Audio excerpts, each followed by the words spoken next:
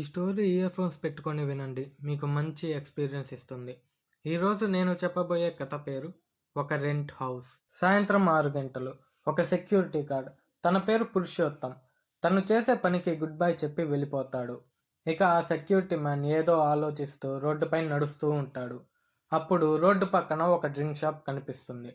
తనకు కావాల్సినవి తీసుకొని తను నివసిస్తున్న రెంట్ హౌస్‌లోకి వెళ్తాడు. ఇక తను తెచ్చుకున్న ముందు తాగుతూ ఏదో ఆలోచిస్తూ ఉంటాడు.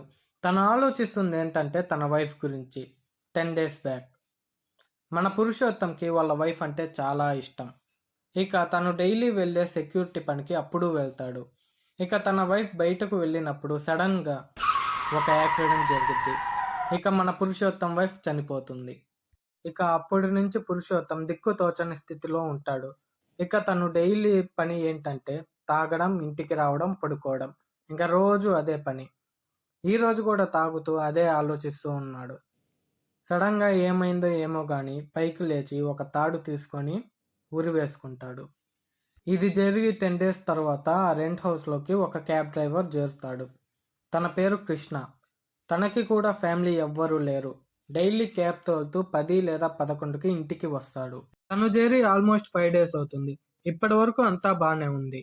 ఇక ఈ రోజు కూడా ఆల్మోస్ట్ 10:30కి ఇంటికి వచ్చి తను తెచ్చుకున్న ఫుడ్ తినేసి పడుకుంటాడు.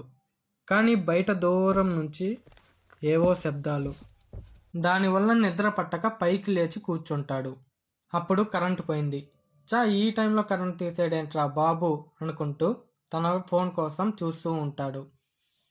ఇక ఫోన్ తీసుకొని టార్చ్ వేయగానే తన ముందు 2 కాళ్ళు. ఒక్కసారిగా గుండె ఆగినంత పనైంది. మళ్ళీ చూస్తే ఏం లేవు. సరే అనుకొని చిన్నగా పైకి లేచి మంచినీళ్ళు తాగడానికి వెళ్తుండగా వెనక నుండి ఏవో పడిన శబ్దం. అటు టార్చ్ వేసి చూస్తే అక్కడా ఏం లేదు. ఏంటి ఈ రోజంతా కొత్తగా ఉంది అనుకుంటూ ఉంటాడు. ఇక మంచినీళ్ళు తాగి వస్తుండగా వెనక నుంచి చిన్నగా ఎందుకు చేసావు అని ఒక శబ్దం. ఒక్కసారిగా తన గుండె జల్లుమంది. ఇంట్లో నేను తప్ప ఎవరూ లేరే, కానీ మాట్లాడింది ఎవరు? చిన్నగా వెనక్కి తిరిగి చూసి అక్కడ ఎవరూ లేకపోవడంతో పరిగెత్తుకుంటూ తన మంచం దగ్గరికి వెళ్తాడు. ఇక తన మంచం పైన ఉన్న దాన్ని చూసి తన ఒంట్లో నరాలు తెగినంత పని అయ్యాయి. తన మంచం పైన ఎవరిదో నీడ కూర్చొని ఉంది.